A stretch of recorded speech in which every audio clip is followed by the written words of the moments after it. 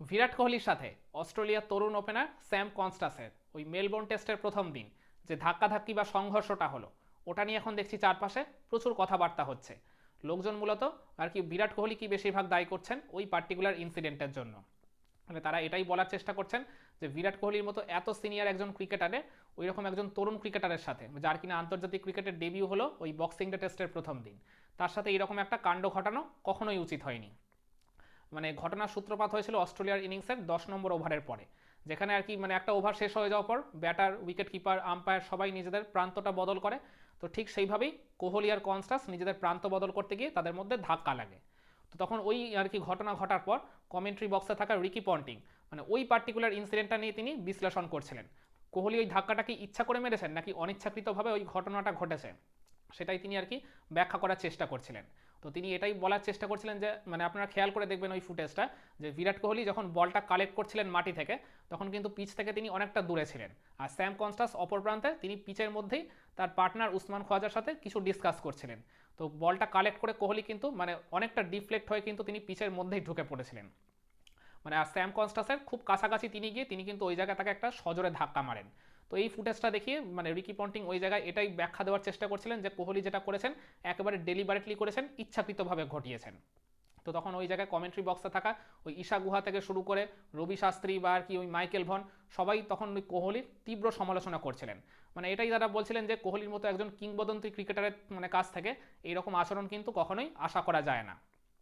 মানে কোহলি এইরকম একটা পন্থা বা এইরকম একটা ট্যাকটিক্স কেন বেছে নিলেন? তো মানে অস্ট্রেলিয়ার ইনিংসের খেয়াল করে দেখবেন প্রথম 5 ওভারে উঠেছিল মাত্র 6 রান, আর 10 নম্বর ওভারের পর তাদের স্কোরটা হয়ে গেছিল 44, মানে পরবর্তী 5 ওভারে তারা তুলে ফেলে 38 রান। আর তার মধ্যে স্পেসিফিক্যালি জাসপ্রীত বুমরার ওই অস্ট্রেলিয়ার ইনিংসের 7 নম্বর ওভারটা, যেখানে স্যাম কনস্টাস তার লাইন লেন্থ পুরোপুরি এলোমেলো করে দিয়ে তাকে ওই প্যাডেল স্কুপ, রিভার্স র্যাম্প এইরকম টাইপের শট খেলে তার বিপক্ষে 14 রান তুলে নিয়েছিলেন, একটা ছক্কা আর দুটো বাউন্ডারি মেরে। এছাড়াও তিনি ভারতের অন্যান্য বোলারদেরও কিন্তু সেই সময় যথেষ্ট চার্জ করছিলেন।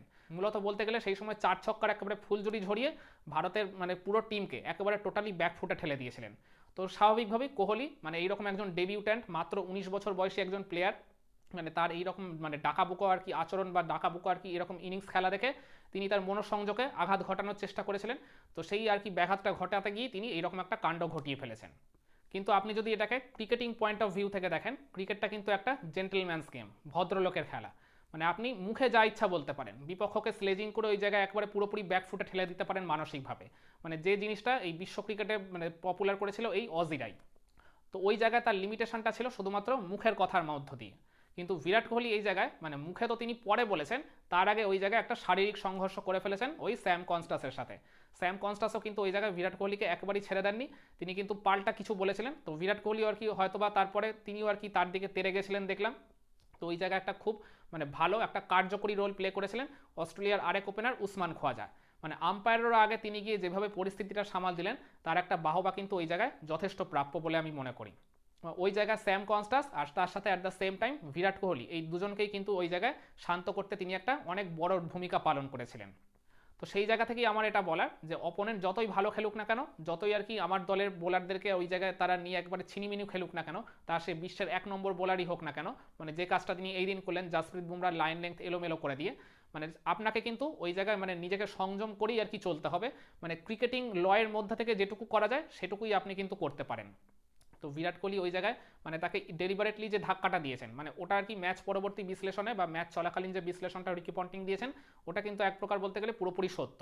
তো সেই জায়গা থেকেই এই ক্রিকেটিং লয়ের বাইরে গিয়ে বিরাট কোহলি যে কাজটা করেছেন অন দ্য ফিল্ড, যে আচরণটা তিনি প্রকাশ করেছেন একজন কিংবদন্তি হওয়া সত্ত্বেও, এটা কিন্তু কোনোভাবেই গ্রহণযোগ্য নয়।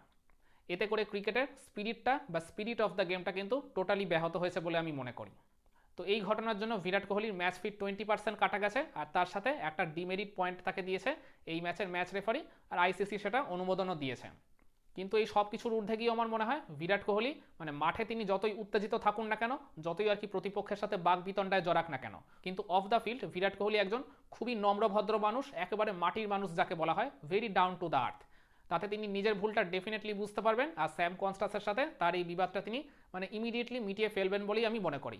ইউ নেভার নো, হয়তোবা তিনি আর কি প্রথম দিনের খেলার শেষে গিয়ে অস্ট্রেলিয়ার ড্রেসিং রুমে তার সাথে হাত মিলিয়ে সেটা হয়তো করেও ফেলেছেন। যার কারণে আমরা দেখলাম ওই প্রথম দিনের খেলার শেষে ওই মানে পরবর্তী প্রেস কনফারেন্সে স্যাম কনস্টাস সেখানে এসে কিন্তু মানে এই ঘটনাটাকে তিনি জাস্ট মানে খুবই বুদ্ধিমত্তার সাথে আর কি এই প্রশ্নগুলোর জবাব দিয়েছেন। তিনি ওই জায়গায় বলেছেন যে গ্লাভস ঠিক করতে করতে তিনি নিচের দিকে তাকিয়ে আর কি হাঁটছিলেন, তো হঠাৎ করে কোহলির সাথে তার ওই জায়গায় একটা ধাক্কা লাগলো। মানে তিনি ওইটাকে আর কি খুব বেশি বড় করে দেখাতে চাননি, তিনি বলেছেন যে ক্রিকেটে এমনটা হতেই পারে, তো এইটা নিয়ে আমি বেশি কিছু খুব একটা ভাবছি না। আর এই স্যাম কনস্টাস কিন্তু বিরাট কোহলিকে তার ক্রিকেটিং আইডল মনে করে, যেটা আমরা ওই আইসিসির প্রকাশ করা একটা ভিডিও দেখেছিলাম এই 2024 আন্ডার 19 বিশ্বকাপ চলাকালীন। ওই আন্ডার 19 টিমের অংশ ছিলেন এই স্যাম কনস্টাস। তো স্বাভাবিক, আইডল আর কি যতই প্রতিপক্ষ হোক না কেন, অন দ্য ফিল্ডে যতই তাদের মধ্যে আর কি রেষারেষি বা সংঘর্ষ থাকুক না কেন, মানে সম্মান বা শ্রদ্ধাটা স্যাম কনস্টাস কিন্তু ওই জায়গায় ভালোভাবেই বজায় রেখেছে বলে আমি মনে করি। আর যদি আপনারা কোহলি আর কনস্টাসকে মানে এই ম্যাচের শেষে কিংবা এই ম্যাচ চলাকালীনই অন দ্য ফিল্ড যদি মানে হাসাহাসি বা ঠাট্টা তামাশা বা খুনসুটিতে মারতে দেখেন, তাহলে এতটুকু অবাক হওয়ার মতো কিছু থাকবে না। তো আপনারা কি মনে করেন এই বক্সিং ডে টেস্টের প্রথম দিন বিরাট কোহলি স্যাম কনস্টাসের সাথে যে কাণ্ডটা ঘটিয়েছেন ওই প্রতিপক্ষের আত্মবিশ্বাস ওই জায়গায় পুরোপুরি ভেঙে দেওয়ার জন্য, কাজটা কি তিনি ঠিক করেছিলেন নাকি একেবারেই ঠিক করেননি? কমেন্ট করে আপনার মতামতটা জানাবেন নাকি?